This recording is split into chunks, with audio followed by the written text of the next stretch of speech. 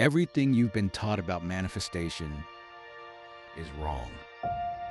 Not slightly wrong, deeply, structurally wrong. And the most disturbing thing is this: the more you believe it, the further you push away what you desire. Quantum physics has known this for decades, but this truth has been buried under layers of commercial spirituality, empty claims, and colorful vision boards. Today, I'll show you what science really says and why the quantum field works radically differently from everything you've been taught. Much faster. Think about the last time you tried to manifest something important. Maybe you've been visualizing intensely for weeks.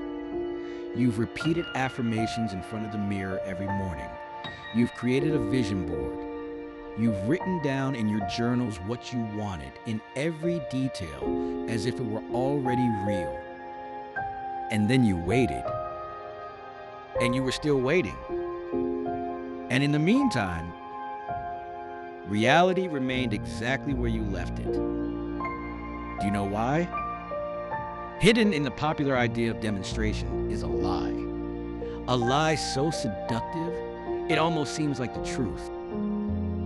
You have to think about your desire long enough, visualize it clearly enough, repeat it consistently, and eventually, reality will rearrange itself to bring it to you. It seems logical. It seems spiritually correct. But hidden in this idea is an assumption that silently destroys you. What I want is not here yet. I must do something to get it. And at that precise moment, you were removed from quantum truth. Because without realizing it, you're broadcasting the frequency of absence, the frequency of not yet, of the gap, of waiting. And the quantum field doesn't judge your intentions. It responds to the frequency you transmit. Here it is, the truth that changes everything. The quantum field doesn't operate on time, it operates on coherence. And consistency doesn't require effort, it requires alignment. Listen to this sentence carefully, because it changes everything. In the quantum field, time isn't a delivery system. Time is a mirror. It reflects the frequency you're transmitting now. Not your intentions, not the pages of your journal, not your vision board, only your signal present. If that signal is loaded with desire, you will collapse more desire. If that signal is loaded with anticipation, you will collapse more anticipation. And this is exactly the problem with phrases like trust divine timing or the universe knows when you're ready. They sound spiritual, they sound wise, but in reality, they reinforce the delay. They convince you that there's a distance between you and what you want, that you have to bridge that distance over time. In the quantum paradigm, distance does not exist. Only frequency coherence exists. Think of a radio receiver. When you tune to the right frequency, the station appears immediately. Not after days of meditation, not after weeks of affirmations. Immediately. Because the frequency was already there. All the music you hear on the radio already exists in the air around you right now. As you listen to these words, but without the receiver tuned to the right frequency, it remains completely invisible. You are that receiver. And your life is not what you attract. It's what you tune into. You are not a magnet that pulls things towards you. You are a tuner that locks onto a frequency that already exists. And once locked, whatever matches that frequency must appear, not in time, in alignment. And alignment is faster than time. Now we come to the part that official science is still struggling to accept. In 1927, during the double-slit experiment, physicists discovered something radically shocking. Electrons, fundamental subatomic particles, behave like probability waves when unobserved. They exist in all their possible states simultaneously. But the moment they are observed, they collapse into a specific, real, measurable position. The mere presence of the observer determines reality. Stop here for a moment. The mere presence of the observer determines what reality exists. Not force, not effort, not repetition. The observation. And now comes the question that changes your life. If quantum physics says the observer collapses reality, and you are an observer, then you are already collapsing your reality. Right now, not because you're doing it consciously, but because you're already broadcasting a frequency. Reality doesn't unfold before you like a red carpet. Reality collapses in direct response to you, not to the version of you that thinks, hopes, or desires, to the version of you that broadcasts a frequency so coherent, so congruent with a specific possibility that the quantum field has no choice but to organize itself around it. Physics calls it wave function collapse. Mystics have always called it creation. And this brings us to the most important question of this video. What are you broadcasting now? Not what you're thinking. Not what you're seeing. What are you really, deeply, physically transmitting? Because the answer to that question is your current reality. This is where almost all people go fundamentally wrong. They think that manifestation is a mental process, a matter of repeated thoughts, intentions, and words. But the mind thinks. The field responds to emotion. Emotion is the true language of the quantum field. Not your goals, not your affirmations, your dominant emotions. Think about fear. Fear is an extraordinarily powerful observer. It's focused, it's charged, it's repetitive, it fills the body completely. When you're afraid of something, it floods every cell in your body with signals that scream to the field, "This is my reality." And the field agrees. What you fear collapses. Danger, delay, lack, disappointment. Not because the universe is against you, but because the dominant frequency you broadcast is perfectly consistent with that reality. Here is the fundamental principle you must internalize.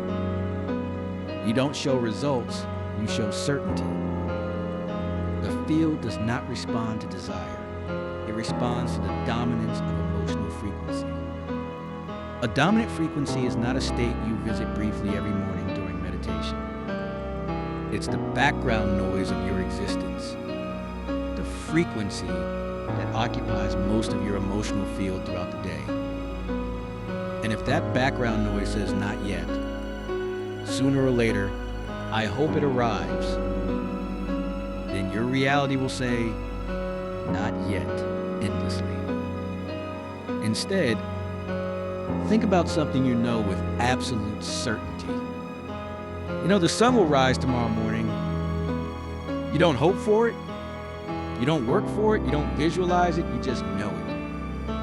Have you ever noticed that you don't create tension around this thing? You don't wake up anxiously thinking, will the sun come out? Should I affirm its existence more clearly? Knowing creates a completely different frequency than than wanting. Knowledge is complete, whole, rooted. Desire is incomplete, tense, projected into the future. And the field always reflects the completeness or incompleteness of what you transmit. Now we come to the practical change. The core problem isn't a lack of technique. The problem is that you continue to energize the version of yourself that still has to wait every day with every thought. And as long as you keep doing that, you keep broadcasting the same frequency. Time is not the distance between intention and result. Time is the measure of how much you want your vibration to stop contradicting your desire. Every time you think, I still have to get there, you contradict yourself. Every time you explain to someone how difficult your current situation is, you contradict them. Every time you wake up in the morning and check external reality to see if something has finally changed, you contradict it. The question is not, when will it arrive? The question is, why am I still believing I have to wait? Because the moment that belief actually dissolves, the speed increases. Not gradually. Instantly. Think of a stellar gravitational collapse. When a star's mass passes a certain critical point, it doesn't collapse slowly over years. It collapses in an instant, a single threshold moment. Quantum reality works exactly like this. It is not a linear progression of effort and reward. It's a threshold of coherence. And that threshold, you can cross it now. 3 fundamental principles, immediately applicable.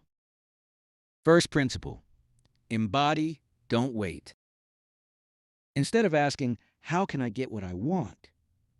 Ask yourself, how does the person who already has what I want feel in their body? Not how he thinks, how he feels. Embodiment is not an abstract mental exercise. It is a real physiological state, a posture, a breathing rhythm, a quality of attention. The body must believe the story, not just the mind. Because the field reads the body's signals, not your conscious thoughts. Second principle, dominant frequency, not momentary states.